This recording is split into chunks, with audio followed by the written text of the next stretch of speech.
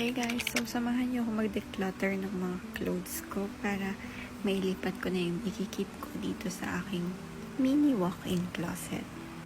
Actually, may laman na yung closet na yan, yung mga lagi kong sinusuot kapag umaalis kami.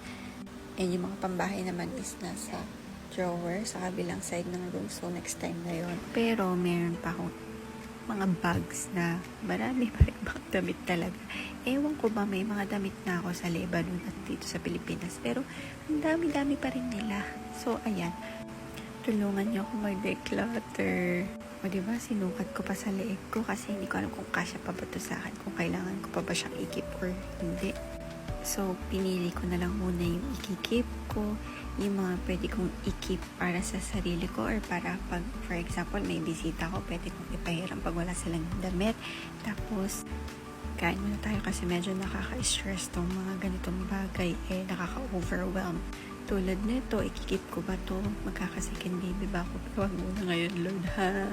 Ikip ko to, pero matagal pa, please.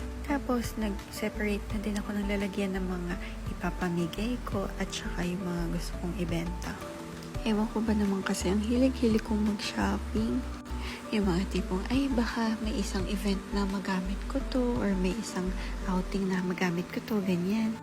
Pero hindi man na talaga magagamit kasi either nakalimutan ko na siya or hindi na kasya sa'yo, ganun. At na-overwhelm na nga po ang person, no? Kaya kumuha na ako ng lalagyan. Ito, binili din namin to sa IKEA na organizer. And matibay siya kasi yung quality talagang mas okay siya compared sa mga nabibili online. Kasi yung nabili ko sa online, ayan, yung una kong kinuha, napupunit siya. Pero itong sa IKEA, matibay talaga siya. Ayan, meron din siyang parang, hindi ko alam kung cardboard to or something, may matigas siya para 'di ba may shape talaga siya, unlike yung sa pinagkuhanan ko ng mga clothes, wala siyang shape, so ganun. So itong nilalagay ko sa organizer na to, ito yung mga gusto kong i-keep para sa akin na eventually baka magamit ko or masuot ko. Yung hirap na hirap talaga akong i-declutter, pero sa ngayon hindi ko pa siya nakikita na isusuot ko. Ganun. At ayan nga, no, may commercial ang baby natin. Napaka-cute. Papasok daw siya ng school. Anong oras na, nak?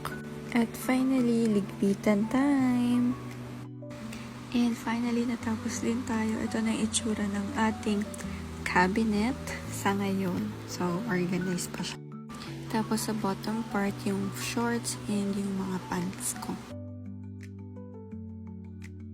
Huwag nyo na munang pansinin yung hindi nagmamatch na hanger. Alam ko, mga OC dyan nakikita nyo. Pero, naubusan tayo ng hanger, so bibili pa ulit tayo sa IKEA.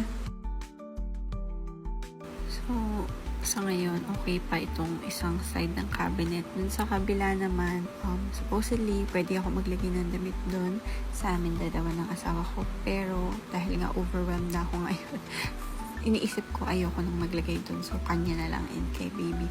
Pero, tingnan natin. Bahala na kung magbago pa yung isip ko. Gusto ko na lang i-keep na ganito lang kaunti yung damit ko. Pero, nami-mix and match ko ganyan. At saka, minsan lang naman ako umalis ng bahay. So, ayun. Nandyan na din yung organizer sa baba. And, kasya naman siya. Nakakatuwa kasi sakto lang. At saka, ang neat lang yan. Tignan. Tapos, naman sinara ko is yung go bag namin. So, doon ko lang nilagay para yun yung unang cabinet na bubuksan and madali lang hilain. So, ayun. Unting-unti lang yung dress ko kasi breastfeeding mama tayo. So, ayun lang guys. Sana nag-enjoy kayo sa vlog na to.